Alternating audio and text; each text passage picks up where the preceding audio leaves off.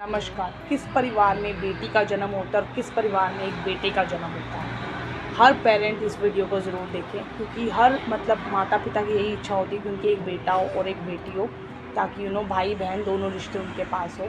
लेकिन भगवान सबको किसी को दो ज़्यादा बेटे दे देते हैं, किसी को बेटियाँ ही बेटियाँ देते हैं, किसी घर में बेटा नहीं होता और किसी घर में बेटी नहीं होती। ऐसा क्यों होता है? शास्त्रों के अनुसार यह कहा गया है कि जिस स्त्री के भाग्य में बेटी होती है, उसने पिछले जन्म में काफ़ी अच्छे कर्म किए होते हैं, जिसकी वजह से भगवान जो है उसे बेटी का जन्म उसकी ज़िंदगी में उसकी लाइफ में इस जन्म में एक से ज़्यादा बेटियां उसे देते हैं। और जिस स्त्री ने अपने पिछले जन्म में बेटी की वैल्यू को नहीं समझा होता या बेटी होते हुए उसको रिस्पेक्ट उसका अनादर किया होता है, तो उस इंसान को, उस स्त्री को भगवान इस जन्म में बेटी से वंचित रखते हैं। उसके घर में बेटे का जन्म होता है, क्योंकि सबको पता है बेटा जब आपके घर में पैदा होता है तो वो आपके भाग्य से मिलता है और बेटी हमेशा सौभाग्य से मिलती है।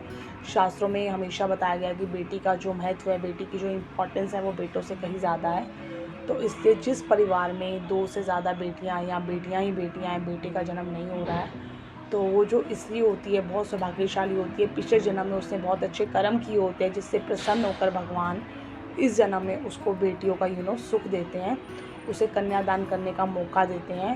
साथ में ये भी कहा जाता है कि जिस पुरुष पर पिछले जन्म का कर्ज होता है, उसे इस जन्म में बेटी का सुख नहीं मिलता है, उसके यहाँ बेटा होता है। और जिस पुरुष पर पिछले जन्म का कोई कर्ज नहीं होता है, कोई ऋण नहीं होता है, तो भगवान उसको इस जन्म में बेटी का सुख देते हैं और कन्यादान करने का सुख देते हैं। तो अगर आपको जानकारी हेल्पफुल लगती है तो like my video. Thank you so much. Thanks for watching.